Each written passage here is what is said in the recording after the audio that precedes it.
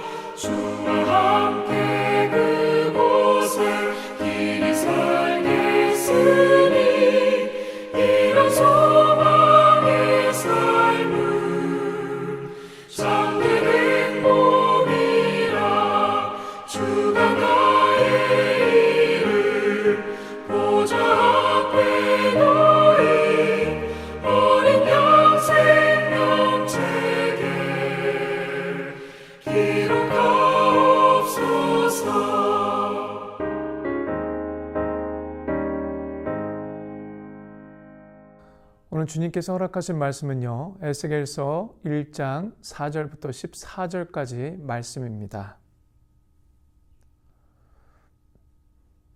내가 보니 북쪽에서부터 폭풍과 큰 구름이 오는데 그 속에서 불이 번쩍번쩍하여 빛이 그 사방에 비치며 그 불 가운데 단새 같은 것이 나타나 보이고 그 속에서 네 생물의 형상이 나타나는데 그들의 모양이 이러하니 그들에게 사람의 형상이 있더라. 그들에게 각각 네 얼굴과 네 날개가 있고 그들의 다리는 고든 다리요 그들의 발바닥은 송아지 발바닥 같고 광냉 구리같이 빛나며 그 사방 날개 밑에는 각각 사람의 손이 있더라.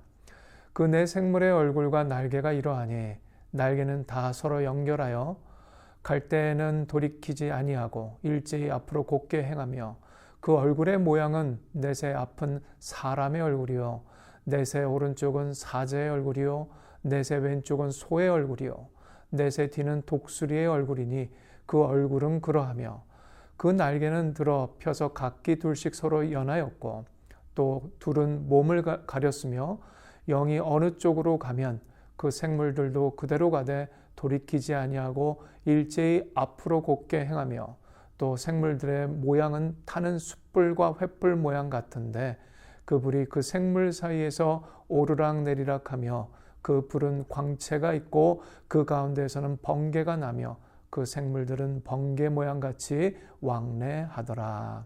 아멘. 오늘부터 그동안 거의 1년 동안 함께 나눴던 잠언서를 마무리하고 이제 에스겔서를 중심으로 해서 같이 은혜의 말씀을 나누고자 합니다. 여러분, 에스겔은요, 주전 597년 유다왕 여호야긴과 함께 바벨론으로 잡혀간 예루살렘 상류층 제사장이었습니다. 그는 고향과 성전을 떠나 먼 이방 땅 칼데아 그발 강가 포로지에 머물던 중에 놀라운 환상을 보게 되지요. 그 환상에서 드러난 것은 바로 하나님의 영광이었습니다. 광야 같은 포로 생활 속에서도 하나님은 에스겔을 통해 자신을 계시하셨어요. 오늘 말씀 에스겔서 1장을 통해서 하나님은 포로된 우리 가운데서도 여전히 함께 하시는 분임을 깨닫고 우리의 신앙이 새롭게 회복되기를 간절히 소망합니다. 첫 번째는요, 에스겔서 1장 4절부터 14절까지의 말씀은 하나님의 영광의 현현입니다. 본문 4절과 5절 말씀을 보시면 폭풍과 큰 구름이 오는데 그 불 가운데 단새 같은 것이 또 내 생물의 형상이 나타나라고 기록되어 있지요. 북쪽으로부터 몰아치는 폭풍과 구름, 번쩍이는 불꽃, 빛나는 단새, 광채 속에 내 생물이 나타난 겁니다. 이는 전통적으로요, 하나님의 현현을 나타내는 이미지를 보여줍니다. 이사야는요, 높은 보좌 위에서 하나님을 보았고 모세도 시내산에서 하나님의 영광을 목격했습니다. 그러나 에스겔에게는 새로운 광경이 있었습니다. 하나님께서 포로들의 땅, 폭풍 가운데 계신 모습을 보여주신 거지요. 즉 포로된 우리 가운데서도 하나님은 살아계시며 활동하고 움직이시는 분임을 환상으로 선포하신 겁니다. 내 생물의 모습도 주목할 만합니다. 이들은 각각 얼굴과 날개를 가진 존재로 앞은 사람이고 오른쪽은 사자고 왼쪽은 소며 뒤는 독수리의 얼굴을 하고 있었습니다. 사자는요, 왕권과 능력을 상징하고 소는 성실과 힘을, 독수리는 하늘의 지혜와 날개를 뜻합니다. 또한 사람의 얼굴은요, 지성을 드러내지요.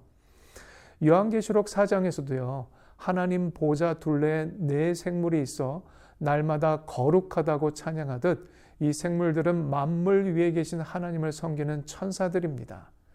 이들은 두 날개로는 서로 연하며 두 날개로 몸을 가린 모습은요, 겸손과 경외의 자세를 의미합니다. 하나님 앞에 나아갈 때 우리도 두려워하며 온전히 겸비해야 함을 이 상징을 통해 우리에게 가르쳐주고 계십니다. 또한 생물들은요, 영이 가는 대로 곧장 행하고 돌아서지 않았다라고 말씀하고 있습니다. 그 모습은 전능자의 명령에 신속하고 정확히 순종하는 것을 보여주고 있지요. 여러분과 저 또한 하나님의 말씀을 대할 때 이들처럼 돌아가지 않고 순종해야 한다는 겁니다. 하나님의 영광스러운 현현은 멸게만 느껴지지만 에스겔 환상은요, 우리에게 거룩하신 하나님이 얼마나 위대하고 놀라우신 분인지 상기시켜 줍니다. 오늘 본문 15절과 21절 말씀 보시면 두 번째로 하나님의 임재와 주권을 나타내고 있습니다. 에스겔이 본 네 생물 곁에는요, 땅 위에 바퀴 넷이 있었습니다. 이 바퀴들은 바퀴 안에 바퀴 모양으로 모든 방향으로 움직이며 그 둘레에는 눈이 가득합니다. 이는 하나님의 보좌의 이동성과 주권을 상징하지요. 성전을 떠나신 하나님께서 바벨론에서도 자신의 보좌를 움직이신다는 것입니다. 다니엘서 7장 9절에서 보시면 보좌는 불꽃이요 그 바퀴는 붙는 불이라고 한 것처럼 이 바퀴는 하나님의 보좌를 끄는 이동장치입니다. 회막시대에 하나님은 애굽을 나올 때부터 장막 곁에서 백성과 함께 행진하셨고 이제는 죄악으로 망가진 성전을 떠나 바벨론으로 행차하십니다.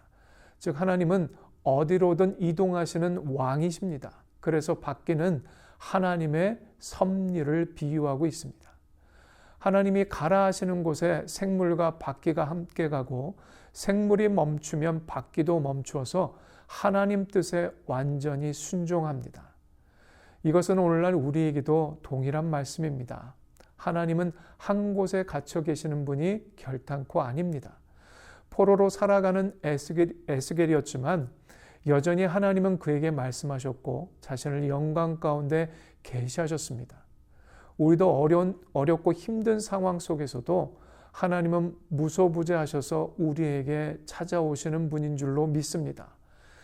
하나님은 그분의 주권으로 모든 것을 주관하시며 약속하신 대로 결국 백성을 회복하실 뿐입니다.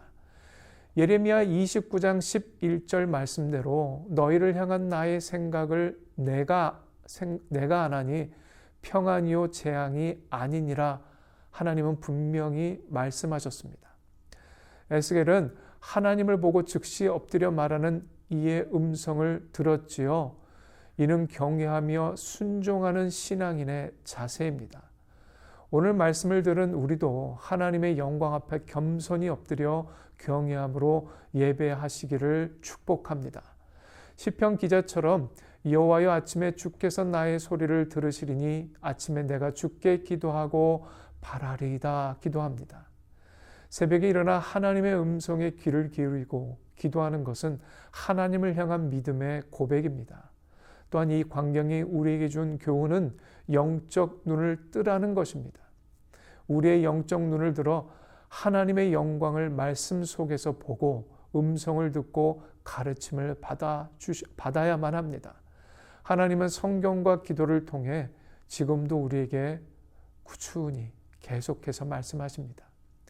우리의 일상 속에서 하나님의 임재를 믿고 찾을 때 영적인 회복과 능력이 임할 줄로 믿습니다. 비록 우리의 삶이 어려움과 시련으로 가득할지라도 하나님은 포로 시절 에스겔에게 나타나신 영광 그대로 우리 가운데 지금도 함께 계시는 줄로 믿습니다. 에스겔 1장의 환상은요, 포로의 땅에서도 하나님의 영광이 빛나고 있음을 확실하게 보여주고 계시는 말씀입니다. 유배지에서도 말씀하시는 하나님, 어디든지 함께 하시는 지금도 동일하신 하나님을 의지하며 믿음 안에서 소망을 굳게 붙잡는 저와 여러분 모두가 되시기를 간절히 축복합니다. 함께 기도하실 때에 도무지 이해하지 못할 상황과 환경 속에서도 그곳에 함께 하시는 하나님을 신뢰하고 주님의 뜻과 계획이 성취되기를 기도할 수 있는 여러분 모두가 되시기를 축복하며 이 기도 제목을 위해서 함께 기도하는 이 시간 되기 원합니다. 함께 기도하시겠습니다. 은혜와 사랑의 하나님, 오늘 에스겔서를 새롭게 시작합니다. 에스겔에게 말씀하시고 환상 중에 보여주신 그 하나님은 언제 어디서나 우리와 함께 하시며 비록 처참하게 무너진 나라와 또한 속국의 백성이 되어버린 민족 앞에서 동일하게 함께 동행하시며 함께 임재하시는 하나님에 대해서 드러내시고 말씀하시는 이 장면은 우리 가운데도 지금을 살아갈 때의 어려움과 환난과 깊은 골짜기를 지나가고 있는 인생 앞에서 큰 희망이 되는 줄로 믿습니다. 주님, 그런 우리들을 불쌍히 여기시고 지금 이 시간 우리 가운데 함께 역사해 주셔서 하나님을 놓치지 않는 인생을 살아낼 수 있도록 주님, 우리를 긍휼히 여겨 주시옵소서. 불쌍히 여겨 주셔서 하나님의 임재 앞에 주의 영광을 보며 살아가는 하나님의 백성, 믿음의 백성이 되도록 도와주시옵소서. 예수님 이름으로 기도합니다. 아멘.